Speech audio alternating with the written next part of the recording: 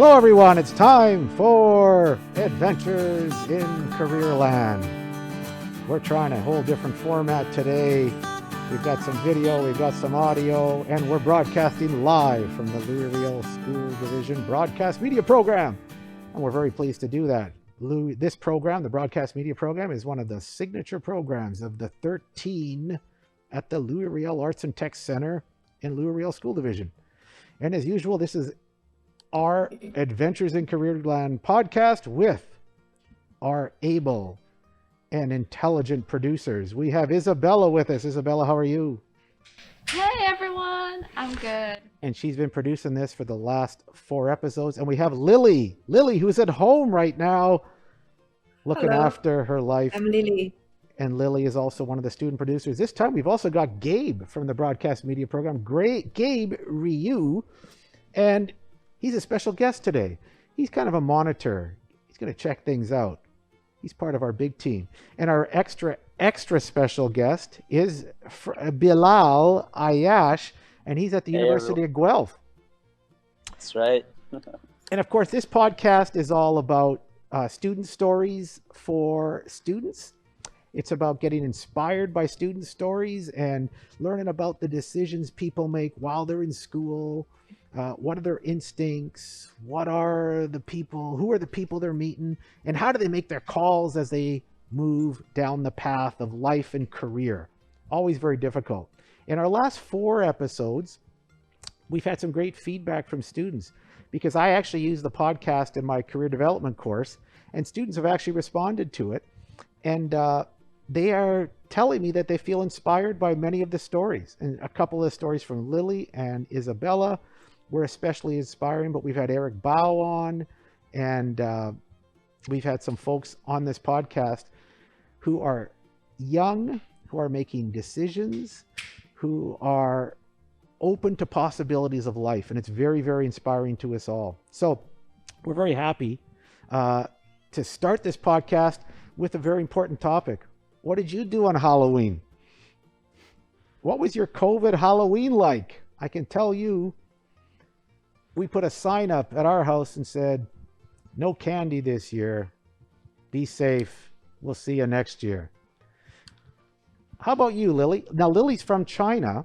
Tell us what Halloween in China looks like. My friends in China, they really celebrate a lot. They go to a restaurant and they do the cosplay and the makeup, but they don't eat a lot of candy. No candy. That's the only reason we have No Halloween. That's the only reason we do it. Kind of Chinese Halloween, you know? Jeez, I had 2 Snickers bars for breakfast because of leftover candy. Isabella, what's Halloween like in Brazil?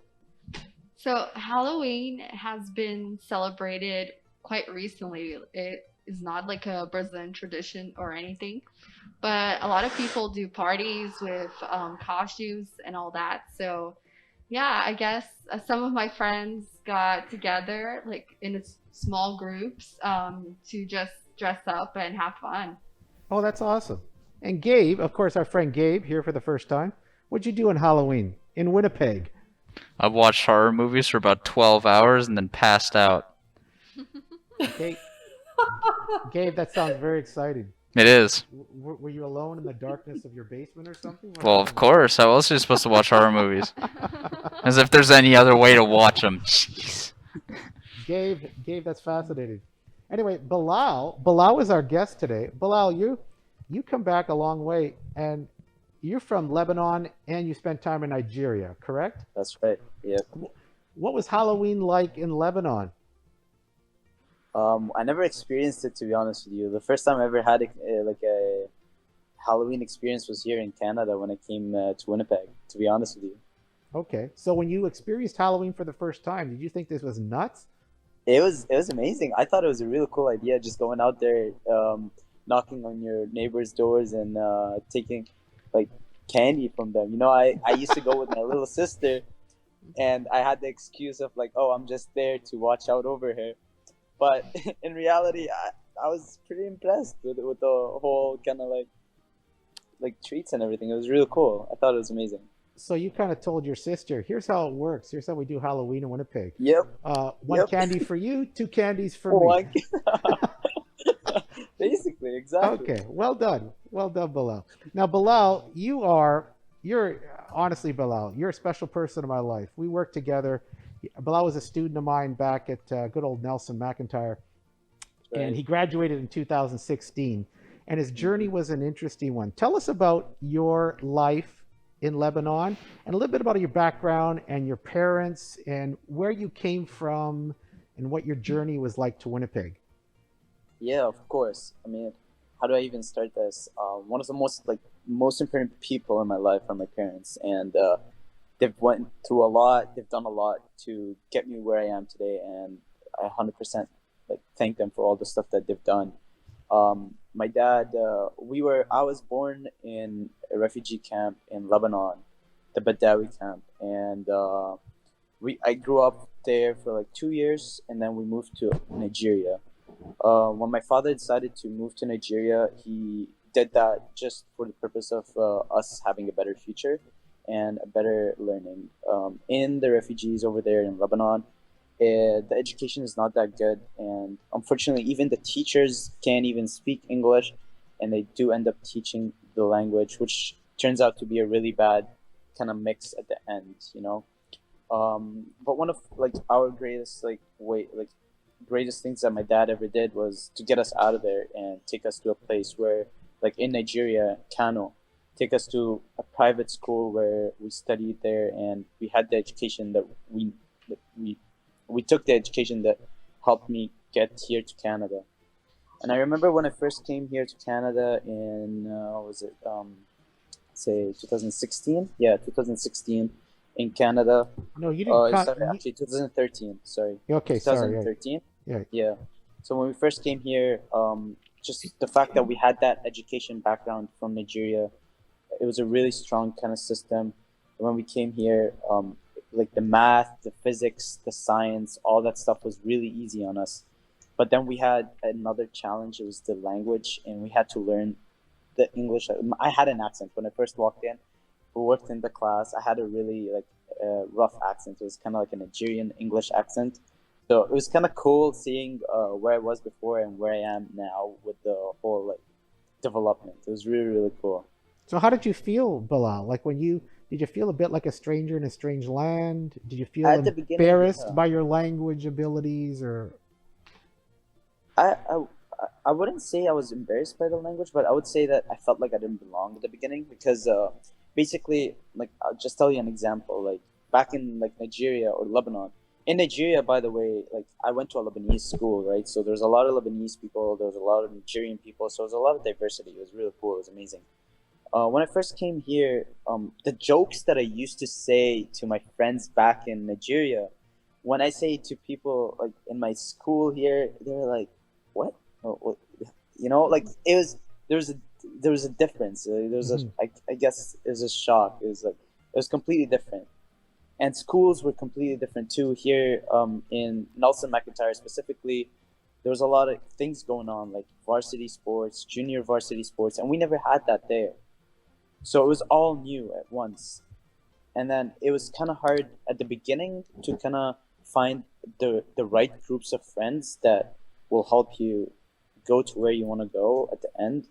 But yeah, I guess that was the biggest kind of challenge at the beginning, is finding the right people and finding something to do. Because when I first came here, it was really hard because I couldn't find something to do. So I ended up just playing a lot of video games at the beginning. I guess that was in grade 9. And I until today, I look back at it and I'm like, I could have spent the time better. But I've met a lot, I met a lot of cool people. Met you, I met Mr. Sabrin. Met a lot of really good teachers in Nelson Mac that helped me kind of remove that focus from video games to focus on real life and start achieving something in real life rather than just a game, you know? Well, you've had an interesting journey. When I met you, it was more you were just coming out of grade 10, coming into grade 11. Exactly, and I remember that really good. I remember that. Do you remember when we met? Yeah, I remember it was at a conference. I don't remember exactly what conference it was, but one of the Lydia. Okay, so let me tell you guys first of all, like when the first time like this program was introduced at Nelson Map, I remember it was me and one of my colleagues, Andre Bazin. We were two people just sitting in at lunch, and then we had a teacher, Miss Cook, come up to us and tell us, "Hey, you guys should check this out." She told us all about it, and me and Andre were just like, "I don't know how this is gonna help us. I don't know. You know, we were little kids, we didn't know much." And then when she said there's gonna be free food, we're like, "Okay, I guess that's it. We're gonna go." That was always And then the it was catch, right? it was like grade 9, you know, like free food. Hey, there we go, perfect. And then after that, I remember Miss Cook sent us to one of the events, and that's when we met you, Mr. Magnifico, the first time. And I remember it was just amazing. It was just one of the like I remember it was a really we were standing there, and you told me to go up and talk in front of someone or talk to someone, and I was so scared to just approach like people I don't know and just talk to them and ask them questions about whatever was going on. I forgot exactly what the conference was about. It was something in business in the Red River College. I'm not 100% sure, but I guess the first time I ever talked to you, you pushed me to kind of go up to the person and ask them the questions I wanted to ask from their presentation. And I remember that really good, and it was amazing. That was basically my first step in getting out of my comfort zone, because we never I don't think I've done that before. This was just completely different. Going up to at that time, going up to a random person and just talking to them and trying to connect with them. Well, So it was a really cool experience. yes. I remember that conference, Red River. I think it was an entrepreneurship conference. Exactly, yeah. And just to be clear, Bilal's talking about a program we were starting at Nelson Mac that was a career development program that moved you outside of the conventional classroom and into a variety of venues that allowed you to stretch yourself. So Bilal, when you talk about that story, that's a great example of you stretching yourself. And it was funny because how many times did I just throw you into a frying pan and say, just go do this? And you were always, oh, I don't know if I want to do this. Just go do it. I'm right behind you. I'm right on the side here. Yeah. And even until today, like I take that lesson, like I use it in my like everyday life, you know, like I just do it. Like whatever happens. You're like, we're so young. Whatever mistake we make right now, we're just gonna learn from it, and we'll just become better like versions of ourselves, basically.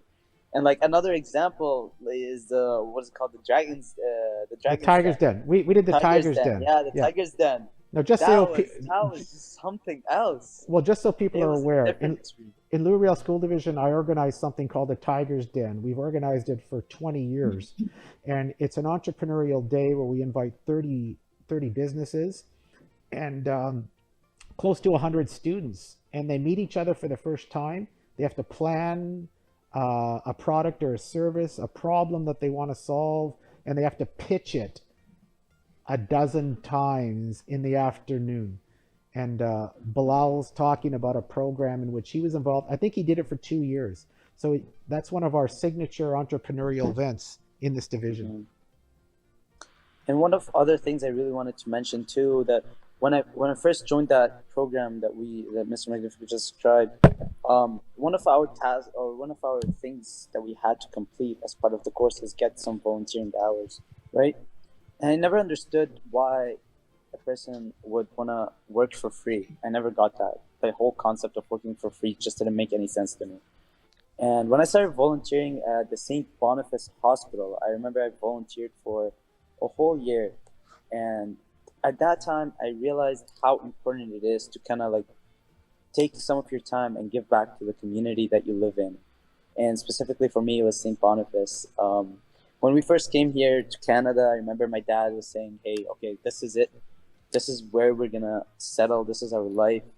I really want you guys to invest in this, and I want you to become better citizens. We got to become better people and improve the community we live in. And now looking back at it, I think one of my best decisions ever was going up there for the food, you know, and joining that program. It was amazing. Well, Bilal, you're right. Often the way we entice students to these events is pizza. I've never seen students eat pizza like those kids at Nelson Mac or any kids. It's just the minute we say, and you guys can agree or disagree. Gabe, if I offer you pizza, are you coming? Yeah, of course. We could be going course. outside cleaning up dog excrement, and you're going to say, I got pizza for you. I'm in. Oh yeah, of course. That's like the #1 currency. So it's great and pathetic at the same time, but it's the only way to bring kids out to things. It's a rare moment when you talk to a kid and say, hey, how would you like to come to an entrepreneurial program and learn about how to pitch an idea and get in touch with your inner soul and self? Well, I don't know. There'll be pizza. All right, I'm in. That's a golden rule of high school. Yeah. If I bring food, you will come. Hey, but anyway, hey, Bilal, you did a lot of things there. There's some special things you did. You remember I got you into the Junior Achievement Program, and you did that for a couple of years. Talk about the impact of that Junior Achievement Program on you as a person. Yeah, that program had a lot of effect too. And even until today, like the experience from the Junior Achievement Program and the stuff that I learned from that program kind of prepared me to like what I want to do in the future. It kind of like, I don't know, basically, I remember the first time when the program was presented, I just thought it was impossible to do. Like, how are you asking a high school student to build a business from scratch and make some money out of it? And it just didn't make any sense to me. And you want to run a production line? Like, what are you even saying? It was so confusing in my head.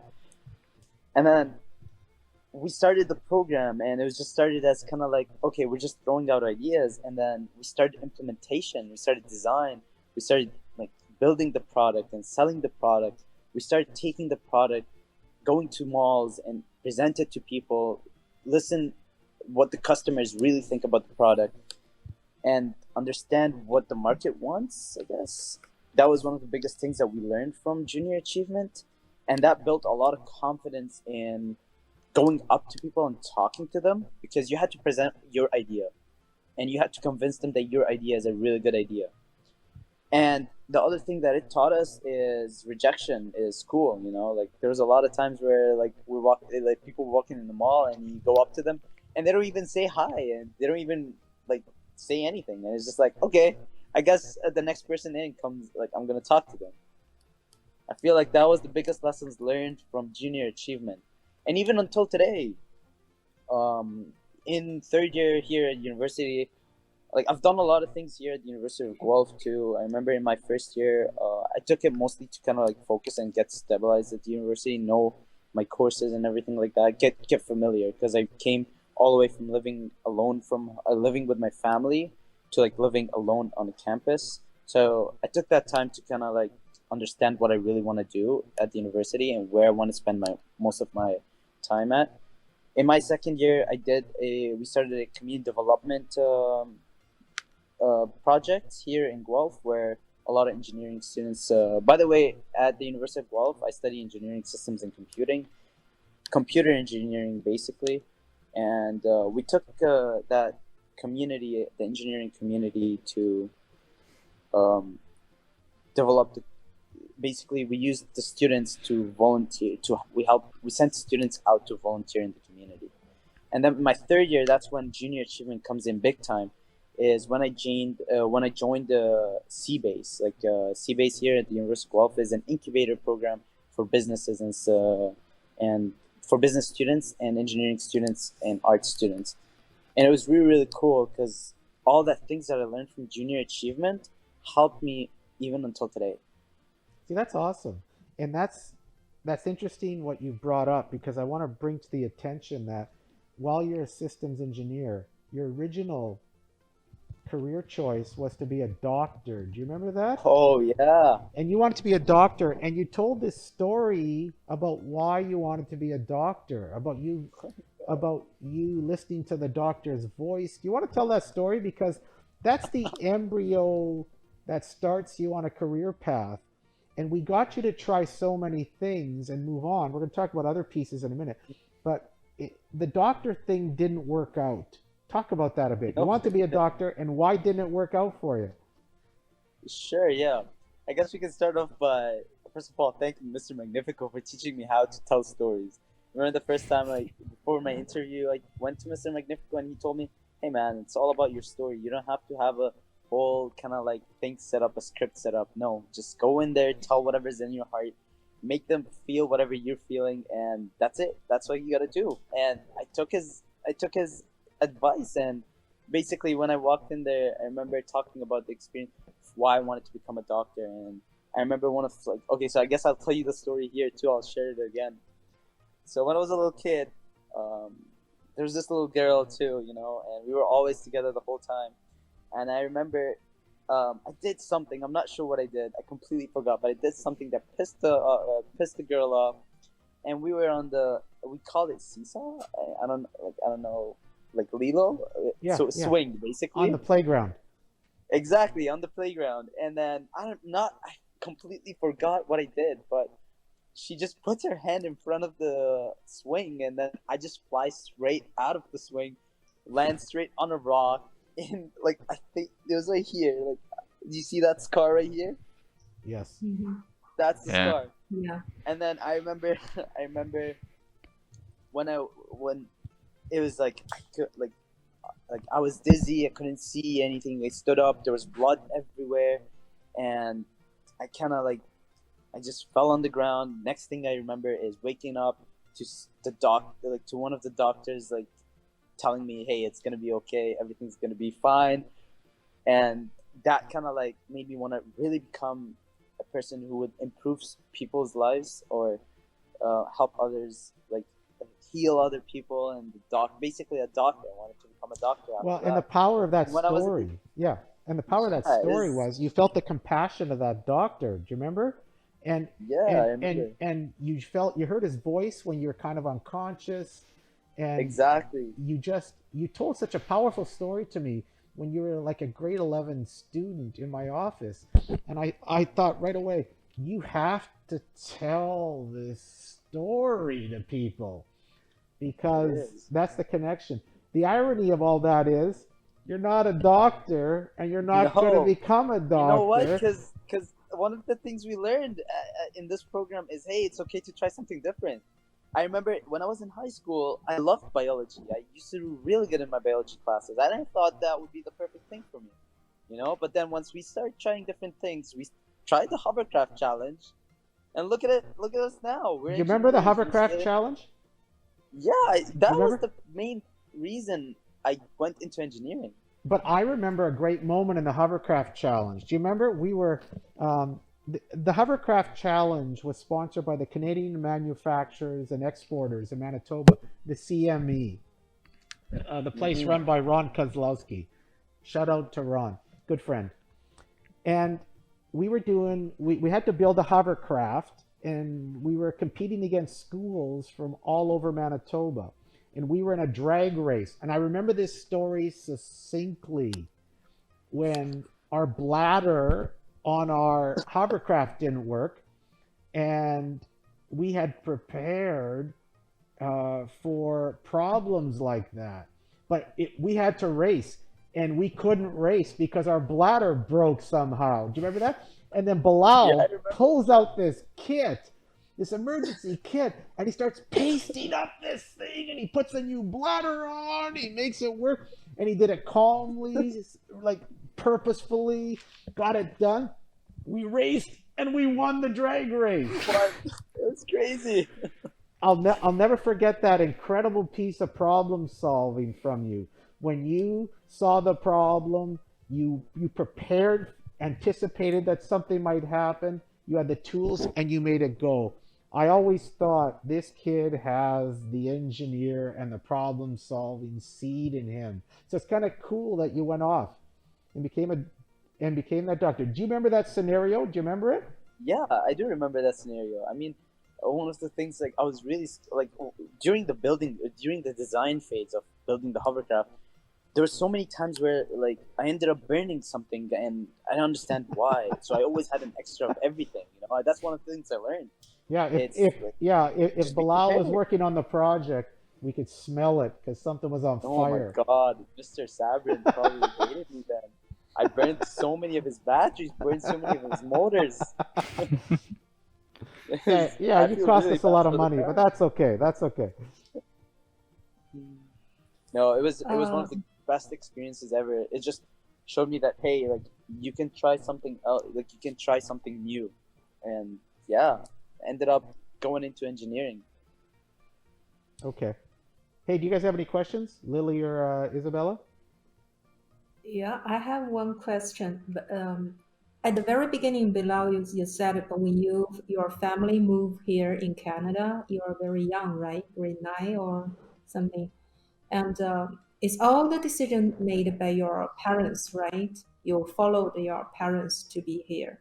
So when you face some difficulties at the very beginning, do you all have any feelings like to want to blame? Can I use this word? Your parents for this? Because I am a mother and I make my decision to move all my family here in Canada, and my daughter, she's almost at the grade 10 or something. So I always think that if she facing some difficulties, whether she will be angry with me with my decision. Yeah, I mean, there were so many times at the beginning when I first moved here to Canada. There's so many times it's just like, why did we have to do this move, you know?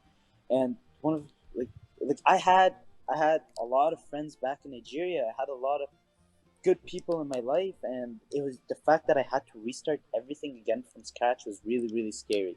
That was the scariest thing, let's say. It was really really scary. I can't even describe it.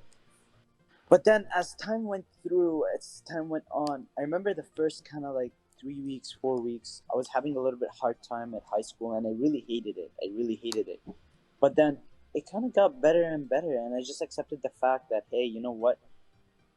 Um, I'm here for a reason. We're here to learn. We're here to like do something different.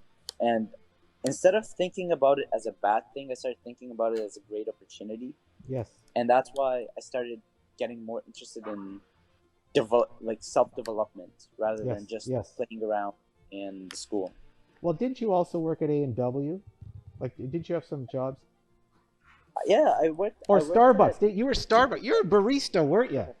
barista. Yeah, Okay. What was my that? first job was working at Chicken Chef in the at St. Boniface, and I Yep. remember it was one of the hardest like jobs ever because like it was just dishwashing and you'd come out smelling really bad out of there. Like it was really rough. Like, That doesn't but say a then lot about the chicken that I order from there. Okay. Okay. no, it doesn't. That It's makes really me a good little chicken. worried. Okay. It's really good chicken. I'm just talking like just the environment. It's just Okay. as a grade 10 student, I Yes. started working and I got an opportunity at my Safeway at Starbucks. Started working at Starbucks as a barista, and I loved that. And that helped me kind of like start making my own money and manage my own kind of like income. Helped me kind of get that in my head that hey, you know what? I'm gonna stay here in Canada. We're gonna work here. We're gonna Do you remember turn this into too? an Yeah. opportunity. Right on. And we worked on your resumes and cover letters. Do you remember doing all those pieces? Yeah, we And did. We did a lot of work here at the university at the Nelson McIntyre, where we helped a lot of people build their resumes.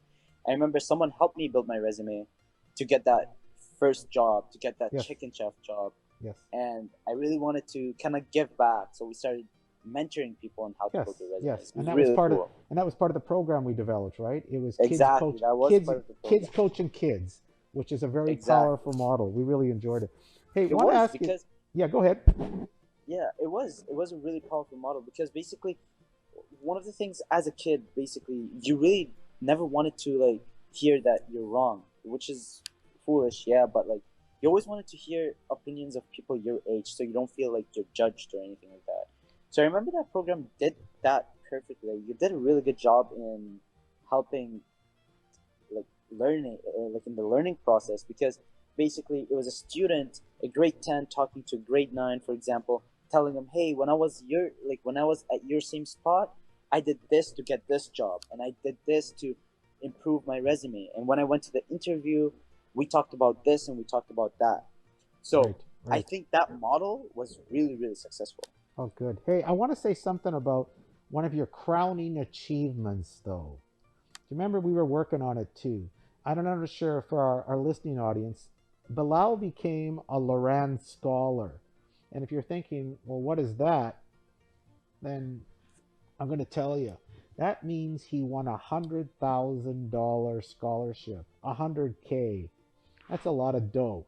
And that meant when you win that award, you need to go to a university. So when Bilal's talking about he's at the University of Guelph, part of the program involves you leaving your home province and going to another province for university that includes room and board and takes care of your undergrad degree.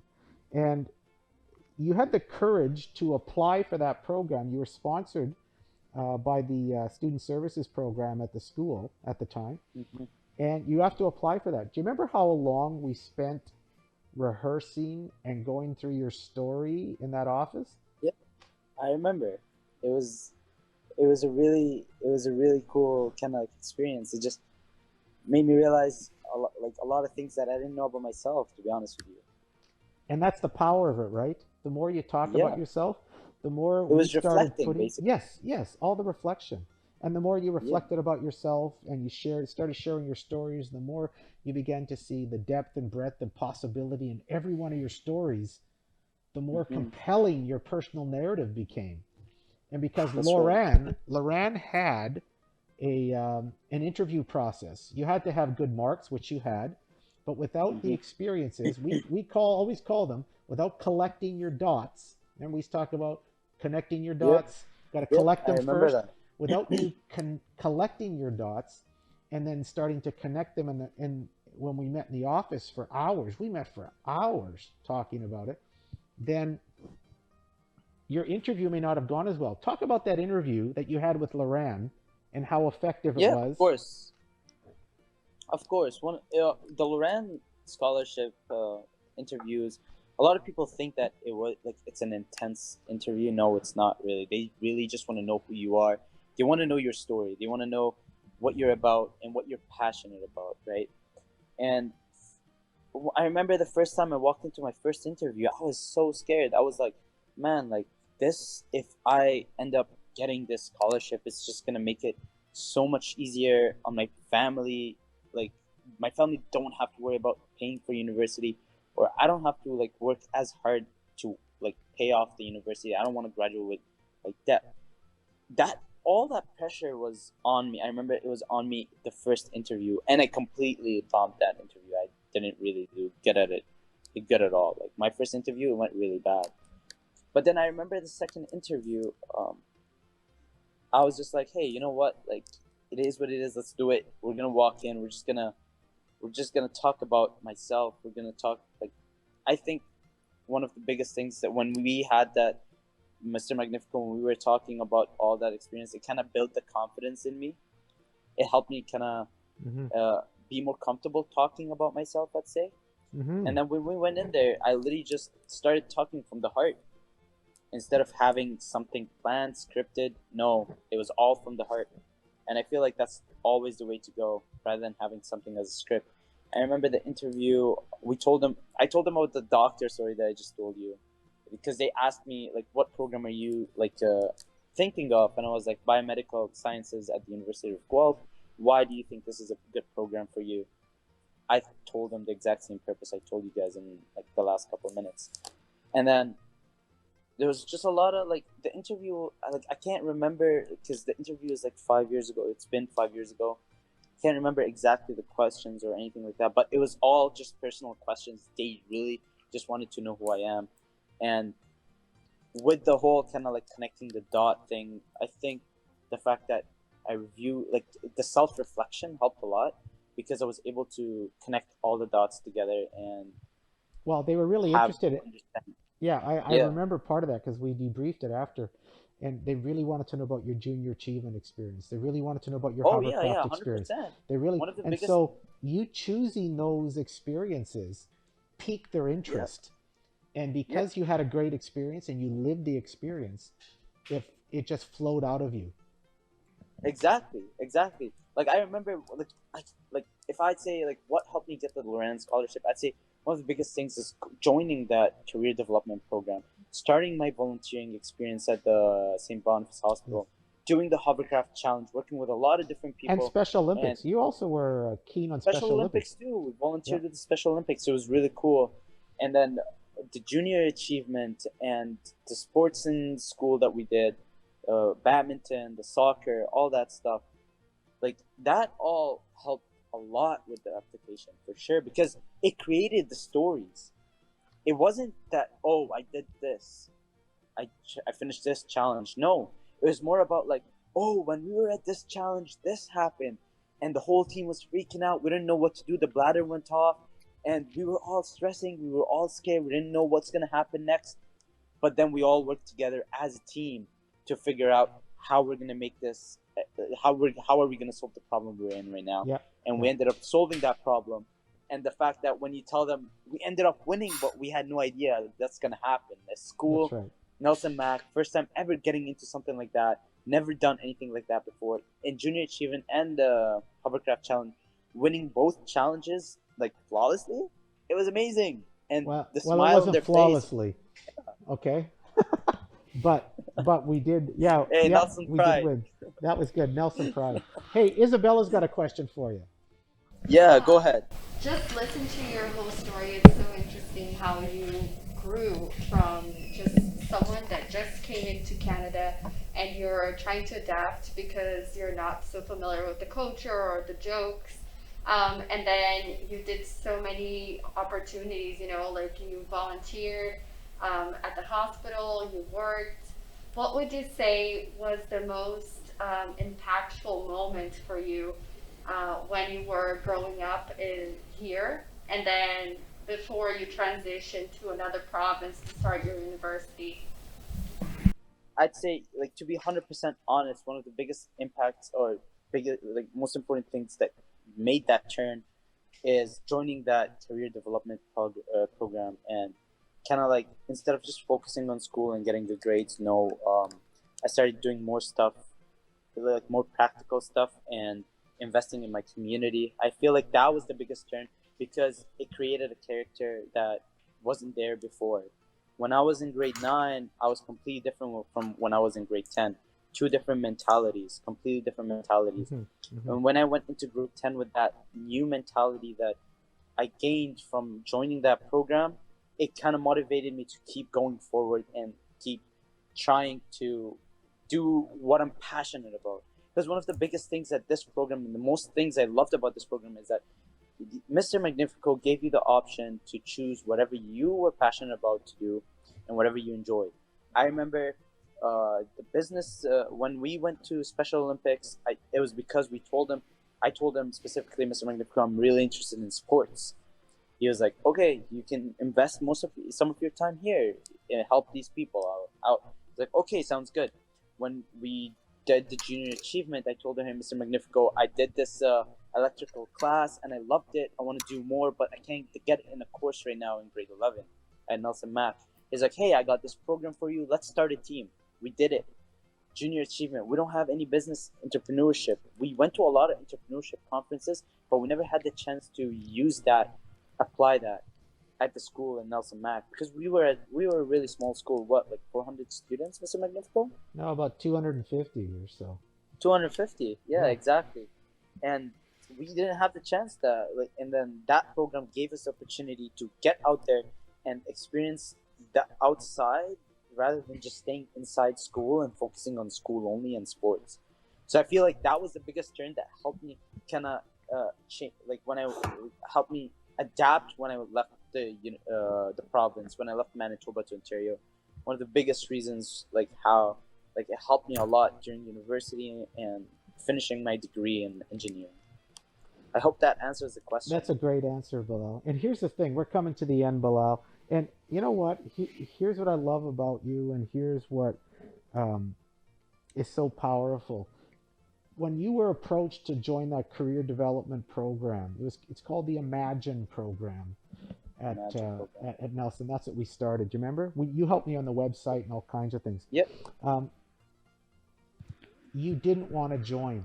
Like you were a common high school student who was going to do well academically, but we pulled you into a different world where let's make some new choices.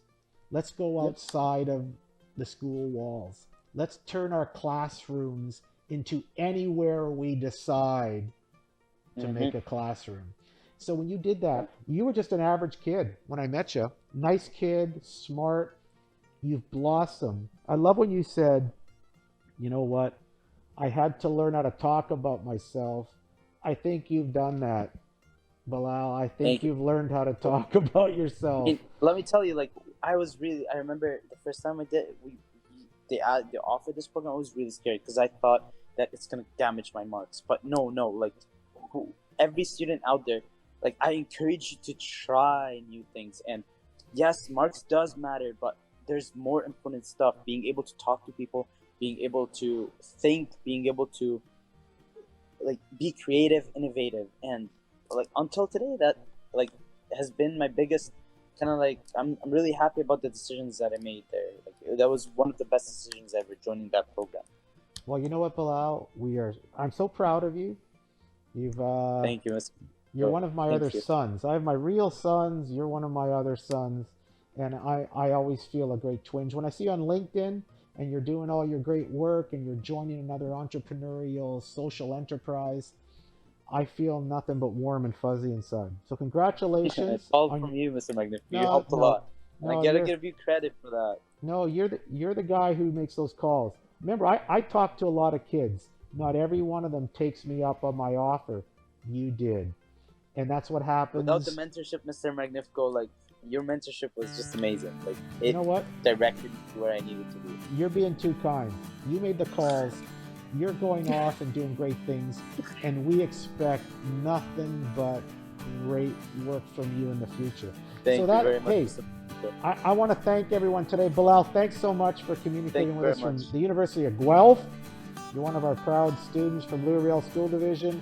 And Isabella, thanks so much for being with us. Lily's from home, taking care of herself and her family. And Gabe, what did you think of the podcast? Your first time? This podcast is really good, actually. It's really interesting listening to other people talk about their career stuff in it. So it was really cool being on here, even though I didn't really get to say much. It's just nice to listen in. Well, you know what? It'll be, Gabe, you can listen to it again because it will be on Spotify, it will be on Apple Podcast, LRSDTV, and there's a new app, LRSD Radio, you can download. So this podcast is going nowhere but up. Nice segue. Thanks to great guests like Bilal and this great production Thank you. team. Bilal, thanks very much. Thanks everyone for listening Thank you. to this week's podcast. Thank you. Goodbye everybody. We'll see you next Goodbye. week. See you later. Bye. Thank you very much for having me.